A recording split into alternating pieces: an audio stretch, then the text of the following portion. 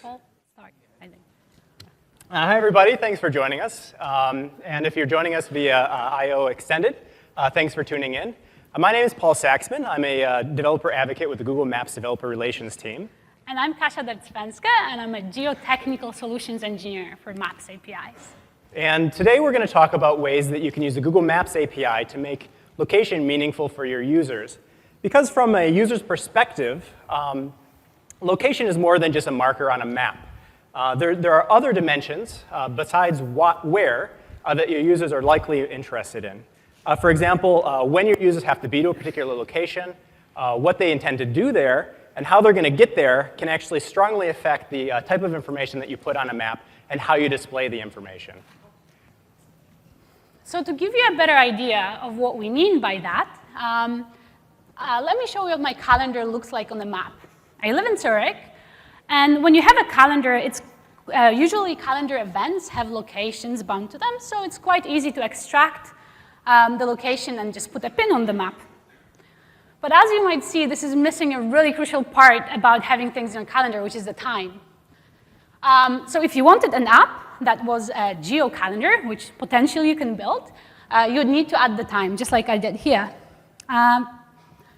This gives you a bit more information. For example, if you wanted to find me at 3 o'clock in the afternoon, you know that'd be at work. And it gives me more information, because I roughly know what I'm doing at a given time. But it's still not everything. Events have activities, right? And here I put icons, because icons are more visual than text. And this is a pretty good overview for me. If you're a person that is trying to call me, you might want to call me when I'm at work, but you might not want to call me when I'm attending my yoga class. But there's still something missing, which is how do I get to places? So here, you can see that I have an 8 a.m. run scheduled. I have it scheduled. It never happens, but it's there. Then I'm biking to work, which is a red line. And then I'm taking public transit to a wine tasting event.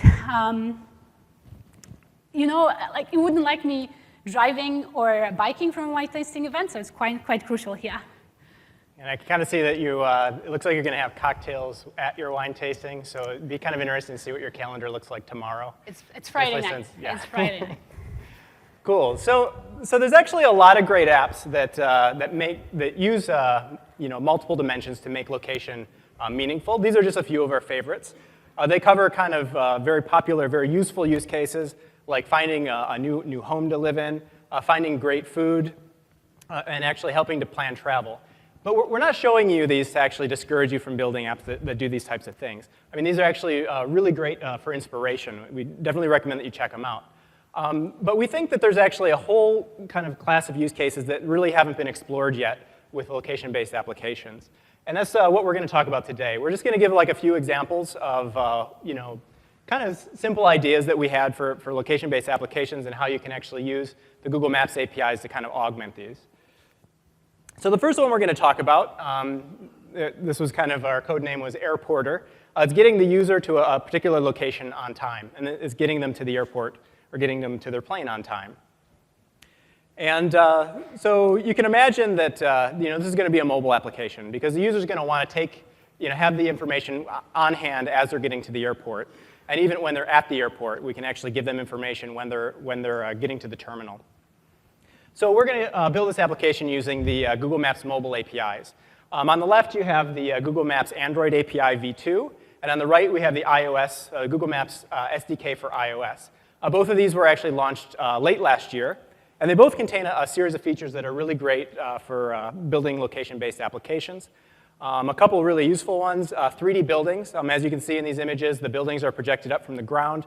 This is great for giving the user actually a sense of perspective, because you can actually go to street level and show them street level orientation.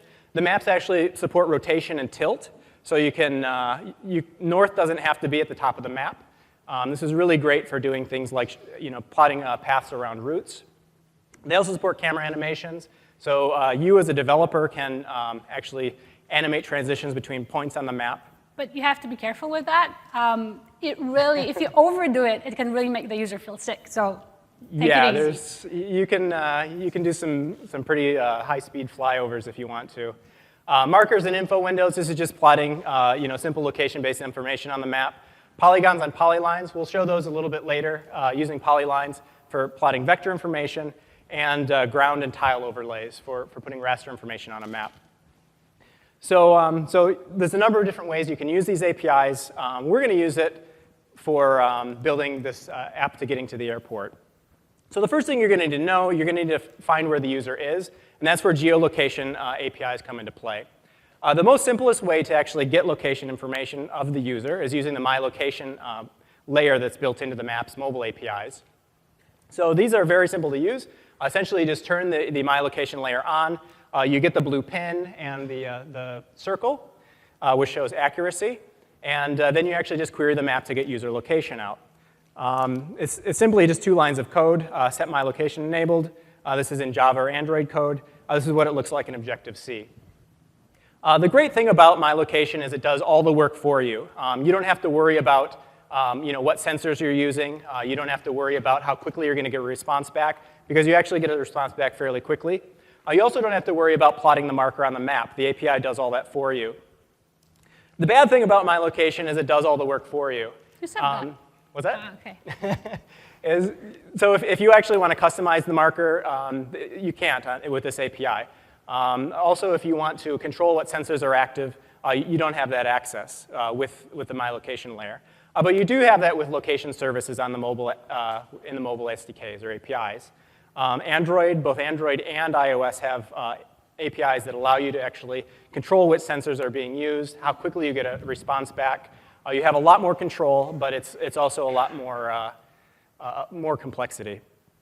And I'll toss this out. I know we mentioned that we're doing this on mobile, but there are HTML5 geolocation APIs. You've probably seen this if you visit a website and you get that little yellow bar in Chrome that says you want to share your location. Very simple to use. It's a single line in JavaScript code. You get a callback that you get the location out once the user has accepted it. So on all 3 platforms, iOS, Android, and on the web, very easy to get user location to plot on the map. So once we know where the user is, we have to figure out where they're going.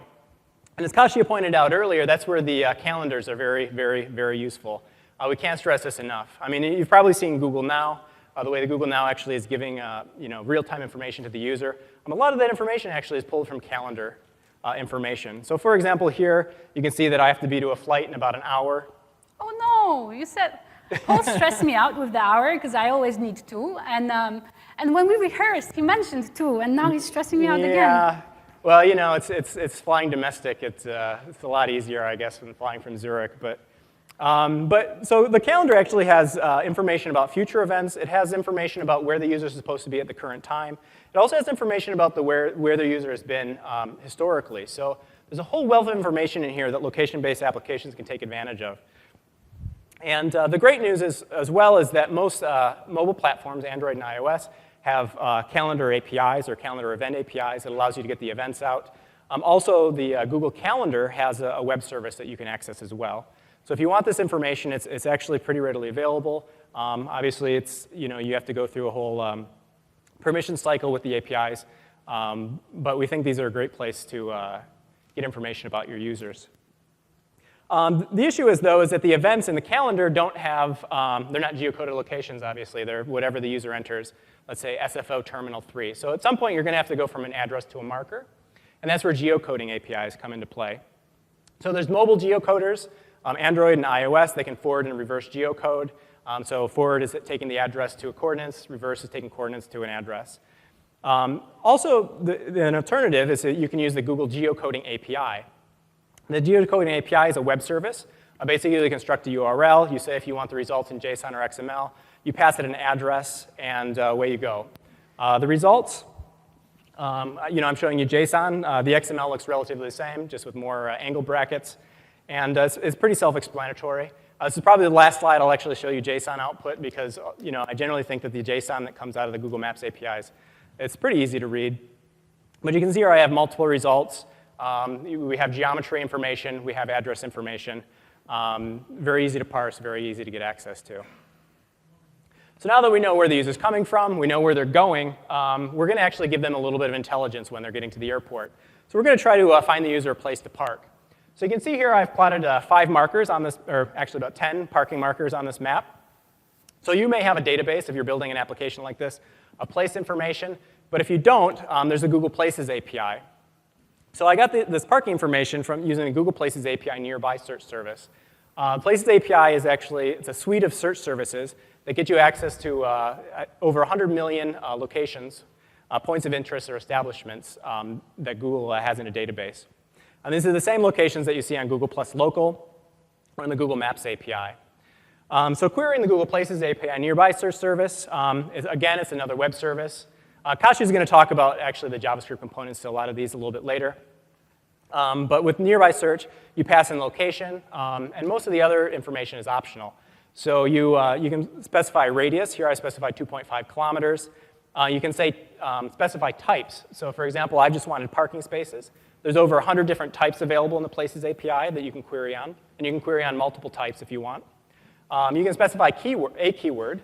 Here I'm looking specifically for airport parking to differentiate from municipal parking. And I've ranked the results by prominence, which is actually what we consider kind of popularity ranking. The alternative is ranking by distance. Another variation of this is, let's say we want to help the user find a cab.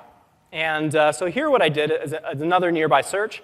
But here you can see I'm actually displaying a bunch of kind of place information in this little info window. And that information comes from the Places API detail service. So the detail service, so with the search services, you actually get a reference that you can use to actually query the detail service to pull out this information that you see here. The detail service returns information like, obviously the name of the place, but information like the ratings, which is a 5-star scale, price level, which is a $4 sign scale, phone numbers, you get both domestic and international phone numbers. The addresses are componentized, if that's a word. You get opening hours, so you know when the place is open, and you actually get a flag to tell you if the place is open when you make the query. You get the place types out, you get a website URL, and you also get some user-generated content, reviews, and photos. We'll talk a little bit about this later on, but this is actually the same kind of reviews and photos that you actually see in the Google Plus Local. So let's say the users actually picked their parking lot. They know where they want to go. Now we actually want to give them some intelligence on how to get there. And that's where the Google Directions API comes into play. So you see here I plotted a polyline showing the route, and I've actually shown the travel time of 24 minutes. Come on, that's not possible. You're going on the one-on-one there. 24 minutes? We'll touch on that a little bit. Yeah, 101 is, if you're not from the Bay Area, is kind of a historic mess. But so the Directions API, we're going to use the web service version of it.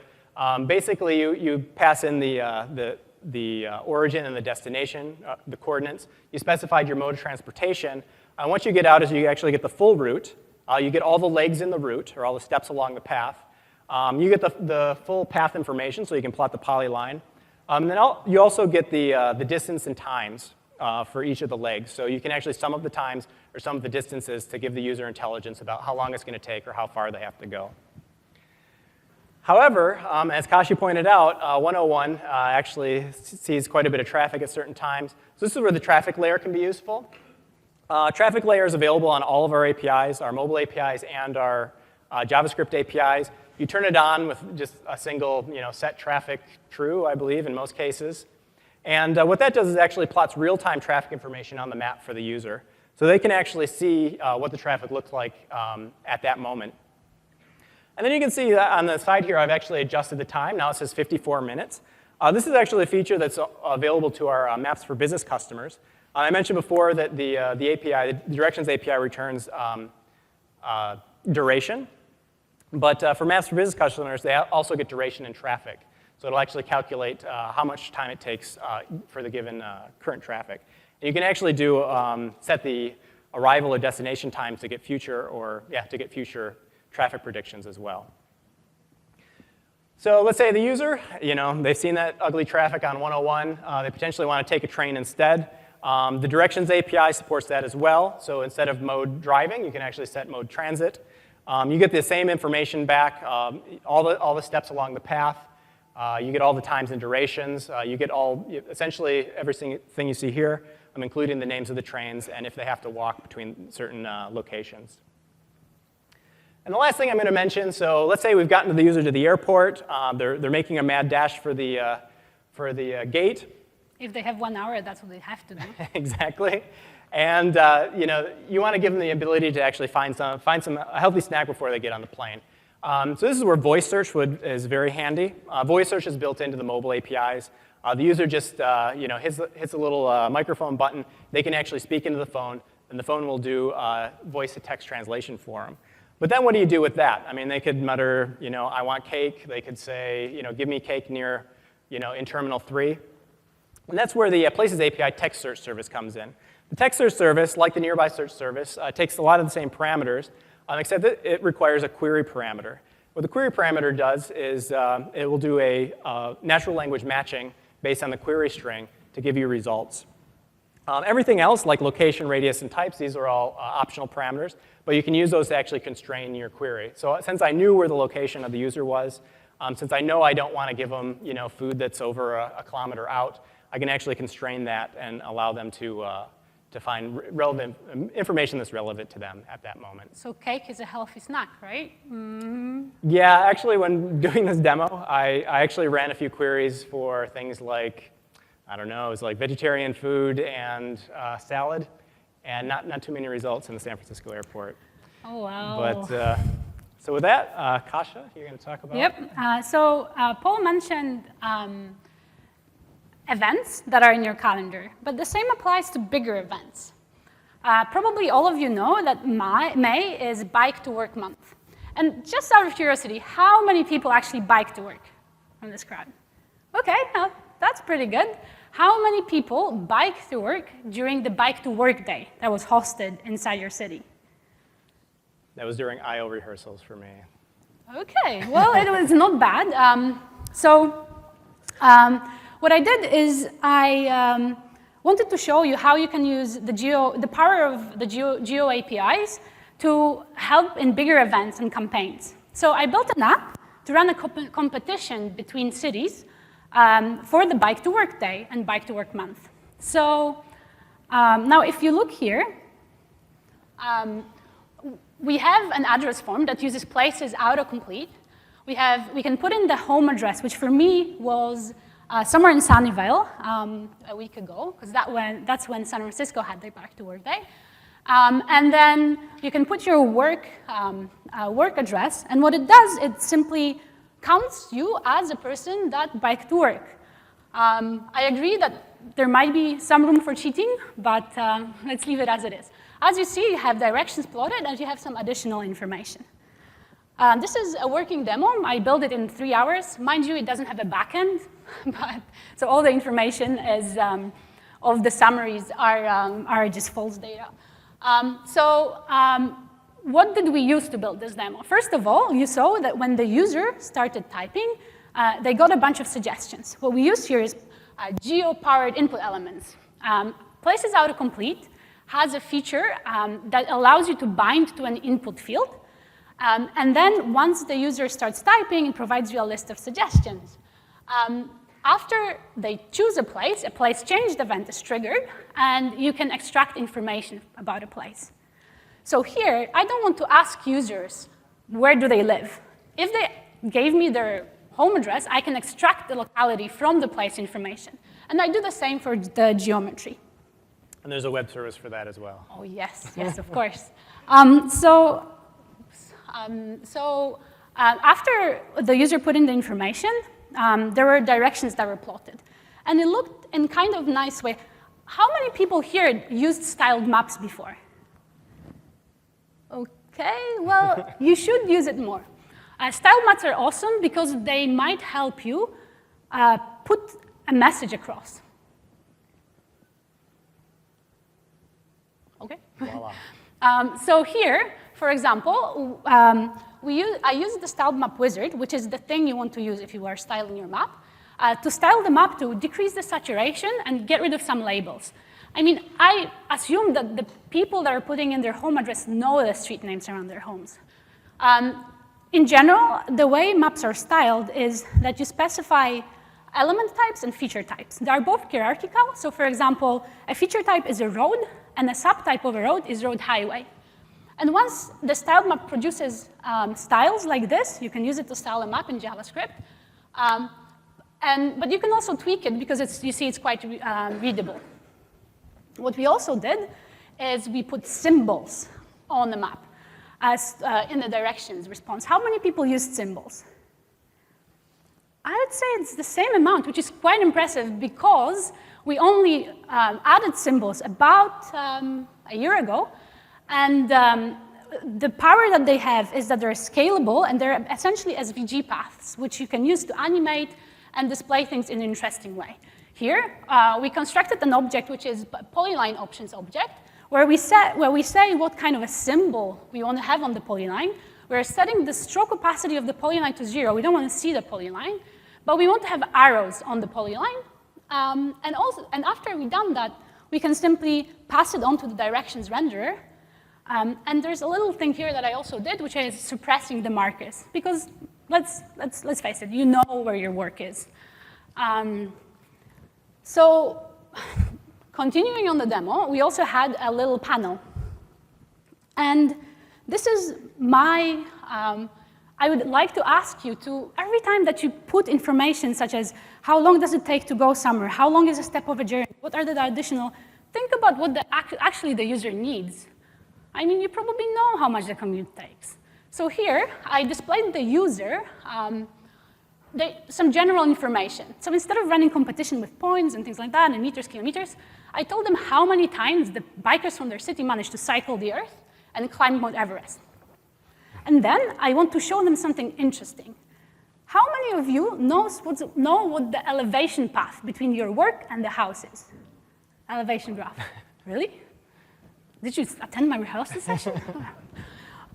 Anyway, this is a piece of information that is easily achievable because the direction service returns a polyline, and the elevation service simply takes a polyline and the number of samples, and then you can use the Google visualization library and create a column chart in a really easy way. You simply add columns and then add data rows. But it's also important to remember at mobile. I mean, I love JavaScript, but I admit you have to think about mobile as well. So here we added a mobile application that the users can install, and if they so wish, they can show their current location, and then you can tell which company they're biking for, or which city they're biking for, and collect this information and plot it on the map using a polyline.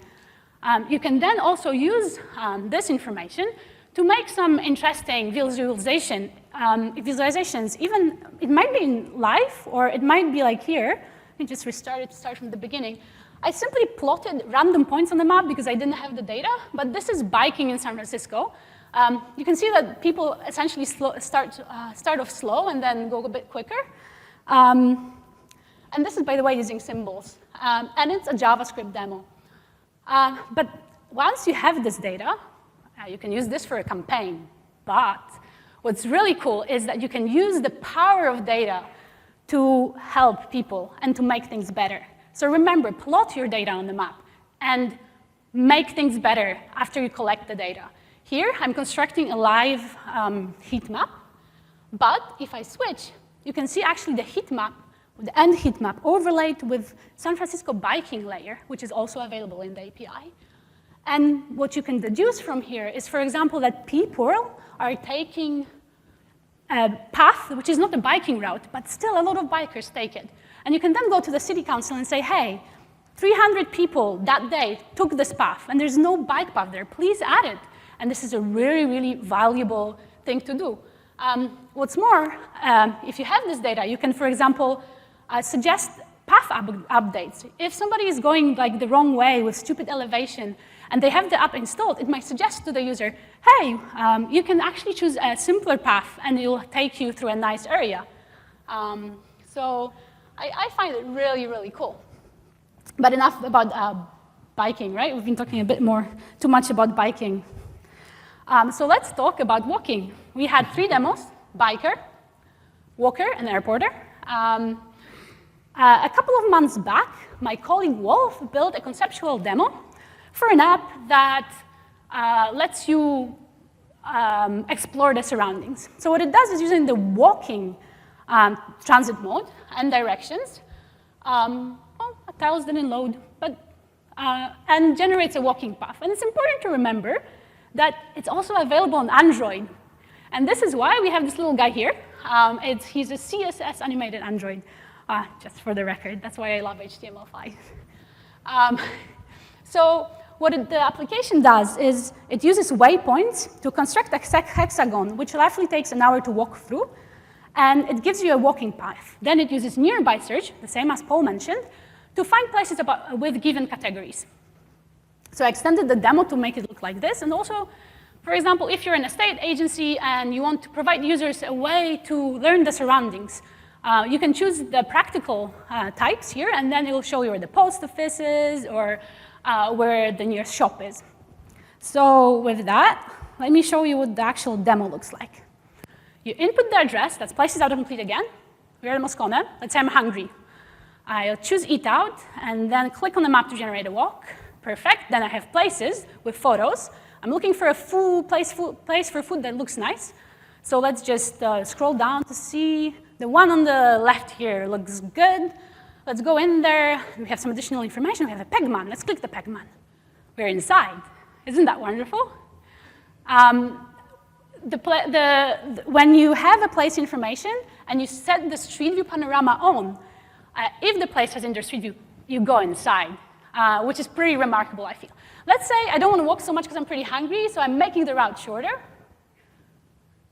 Yes, and I'll leave this detter just for reference. And yeah, I think I'm good to go. Now what I'll do is press the share button, which will send this information to my mobile phone.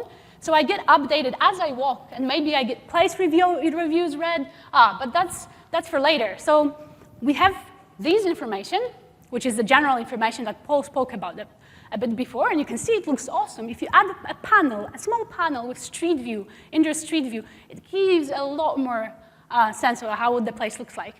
But we also have, so this is all the information, this is all the information you can get from the detail service. One particular thing that I like is the vicinity. Vicinity is a way to format an address for locals. So for example, if you provide an address and you're using Places API, and you know that the places that people that will be using this application are locals, do not have to make them read through United States, California, postal code. No, just give them the street and the city. One additional thing that's worth noticing is the opening hours. So you know when the place is open. And yeah, there are plenty of types, but I feel that this is not the power, this is not the full power of the API, because what matters as well is the user-generated content, right? Yeah, so we mentioned it a little bit earlier that the Places API gives you access to user-generated content as well. Those are photos and reviews. So the search services, actually, for each place returned, you get 1 photo reference. And the detail service, you get up to 10 photo references as well. And these are the same photos that you see in Google Plus Local and in the Google Maps API if you're searching on places. And in addition to the photos, you also have access to reviews. So the detail service, the Google Places detail service, will return up to 5 reviews. These are the ones that we think are the best reviews out of the bunch. And you get information such as the description that the user entered. You get the ratings. So here we have actually 3 aspects for the ratings. And also a attribution so that you can actually link off to the person's Google Plus profile if it's available. And this is what it looks like actually in the detail service, or in the JSON for the detail service. You can see with the photos, you get actually the height and width information. You get attribution, so you can give the user that generated the content credit. You see the reviews with multiple aspects. For a restaurant, we have food, decor, service. Not all places have multiple or 3 aspects. What we generally say is, you can expect there to be at least 1 aspect. And when we have multiple aspects, the top one is always the primary aspect. And then, like I said before, you get the authorship information and then the text for the review. So that's up to 5 reviews per place from the detail service. So that's pretty much it. Those are the demos we want to show you today. So before we go on to Q&A, so we're going to have Q&A. You guys can get up to the microphones and ask questions if you want. We're going to actually check to see if there's any questions from online, if anybody's sending anything our way from IO Extended. And also, we're going to be in the sandbox afterwards. But a few tips for you guys for getting information or getting more information about what we talked about today. There's some upcoming sessions later on today. I know it's been a long day already, but at 5:30, we're going to have Getting Your Maps into iOS talk. I believe that's Mono Marks. And Luke. I'm sorry? And Luke. Oh, and Luke, yep, talking about building a map in iOS. Tomorrow, there's a bunch of talks related to what we mentioned today. There's visualization talks. Beyond the Blue Dot is about the Android location services, or Android location APIs that are available now. And also later in the day, there's another Android talk, so about using the Android Maps API. And actually, third day, there's a couple of code labs you might be interested in. Definitely check those out as well. There's a lot of resources you can access online. This probably isn't even all of them. The most important thing you want to do, besides the thank you slide, go to developers.google.com/maps. That's where all the information that you're going to want is linked to. So we recently had a redesign, so the page really looks sleek. Check it out. Yep. So that's it. So if you guys have any questions, should we take this one first? To step up to the mic. And again, if you don't want to ask questions here, we'll be in the sandbox in a little bit. Yeah, feel free to clap. There as well.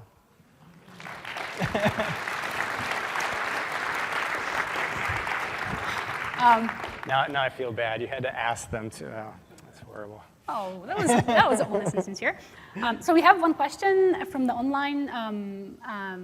This guy looks familiar. But that doesn't even get. Let's answer this one and then queue. Okay? Sure. We're going to take a question from our IO Extended audience. So the question is, how do you deal with different address formats in different countries? How does the API handle these? Okay. So actually, we have in the Google Places APIs. Actually, in most of our APIs, we have it's the address components. So the address is broken apart into administrative levels, country, zip codes or postal codes. It's pretty. I'd say it's a pretty standard format that kind of maps to. Basically, you can build the format that you like, that your application needs from the components. And usually, we also try to make the formatted address and the vicinity match the given country. So when you set the language of the query, we would try to return the best formatted address. If you don't like it, you can still change it. Yep. So formatted address, localized, the address components, you construct it yourself. But everything is pretty laid out clearly for you. So yeah, let's take an audience question. In the front. Hey guys, I'm Yarian, and my question was, so earlier today, the geofencing stuff was announced, and I was surprised that you didn't talk much about it. What plans do you have for that? Part of the talk was predicting where the user is going to be and using that information. So do you have anything special up your sleeve related to that? Well, we don't really want to steal their thunder. The talk is actually tomorrow, and I definitely recommend that you go there. There's a lot of stuff that's going to be in that talk that is very relevant to actually building location-based applications. But it's specific to Android. So definitely go to that talk. Very cool stuff. And we're on the Maps team very excited that it's available to Android developers. So. Okay, there's a question on the back. Cool. Hey guys, is there any plans to have, instead of waypoints to get directions, avoid points? Like I don't want to pass here? Oh yes, actually the demos that we saw used waypoints. No, instead of waypoints? Sorry? Instead of waypoints, I want to say the point I don't want to pass. You don't want to pass. Oh, so places to avoid. I see what you're saying. What I would suggest that in such cases, if you specify that you want route alternatives, you can get up to 3 routes, I think. So you can use that, and if it still passes through the point that you wouldn't like to pass through, simply take a point in close proximity and make it a waypoint. But another good thing to do is file a feature request using we have a feature tracker on code@google.com, and we really look for your feedback. So if you create a feature, you find a feature like this, And a lot of people start, we actually look at it, and if we can, we implement it. Okay, right. Thanks. And not necessarily avoiding points, but there's also in the Directions API, you can actually do things like avoid tollways and avoid highways. So if you want to actually plot a scenic drive as opposed to a route up 101, you can do that. But 101 is scenic. Thanks. cool. Okay, Thanks. Thank you. Hi. Is there a way with the Places API to get a place that corresponds to a textual address? Let's say I have an address in a 1235 Avenue blah, and I want to know if that's a place or what's the place that corresponds to that. Is there a way to do that? So I think that's a really great use case. So essentially geocoding. So you want to The reverse lookup in a way. Yeah, Places API does that. You can specify an address, you get a bunch of places. yeah. So in your, go ahead. So I think the best solution here is that Places API is extremely flexible. You can look for a place in the query parameter by giving a URL of a web page, and it will return the place information. You can also give the address, in which point you might get more results back, but if you check the address, you should simply look for the matching address. Okay. And it should work flawlessly. Yeah, so the autocomplete service is a really great thing to use as well. I mean, you can, it's actually a real-time service, so as the user is typing it, you're going to get results back. But you can actually pass a full address in there, and it'll do its best job to find the match based on how much information you put in. So there's a number of different things you can try, but I'm pretty sure it's something, one of the APIs, and the Places API will do that for you. I think we're short on time. Yeah, we have just a couple more minutes, so come on up. And then, like I said, we're going to head over to the sandbox after this, so every question gets answered. Yeah. Cool. This is a two-part question on reverse geocoding. So the app that we're building does a lot of reverse geocoding. It tries to take, let's say, 50 photos the user's taken that are all geotagged and put together like an itinerary of where they went, cities. And so we're running into rate limiting problems because we want to do that processing on the server. So we've been pushing it off on the clients so that each of the clients can do the reverse geocoding. It's a good idea. But then even then, because we do a lot of kind of like waiting and then syncing all at the same time, we're still kind of running into that. What do you suggest for that? So, if you actually look at our terms of service, we do have fairly, what I'd say, generous caching policy. Okay. So you are able to cache information. It's up to 30 days. You have to cache it securely, and you have to refresh it regularly, and that's within that 30-day time frame. Did you also enable billing in the API console? Yeah, I can't remember if we did that yet or not. So actually, if you enable billing, you get a higher quota for the server side, but you don't, until you reach a certain limit, you will not get charged for that. So come up to us, and we can explain how to set it up and how does it work. If you're overusing your quota, you can always try to reach out to us to get a business license. Okay, thanks. We'll do, actually we just have two more, and then we'll mosey over to the sandbox. Okay, hi guys. I have a question regarding your Android API. Is there any possibility to add gradient information to the vector-based route drawing at the moment? Can you repeat that, please? That was... I have a question about the Android API. Okay. Is there any possibility to add gradient information to a vector-based route drawing? Oh, gradient, so elevation, or... Yeah, so the elevation API that Kasia showed in the web application, there's a web service equivalent to that as well. I don't mean, I think that you can use different colors for different points in the route. You can essentially, there are overlays, in the Android API. So you can draw your own. That's rasterized. Yeah, you have to convert. Yeah, so there's it's up to your own resources to draw vector data for now. You can use you can build an overlay using your raster data. I've seen one app that actually does a really nice job of that. I've kind of lost it off the top of my head, but they're essentially doing that. It's called Fantastic Bike Apps because it's ours. Yeah. Yeah, so yeah, basically you draw the polyline in a bitmap on Android, and then you actually can convert that into either a tile overlay or a ground overlay. Tile overlay, you get better zoom control. We're using like this, like with the tile overlay.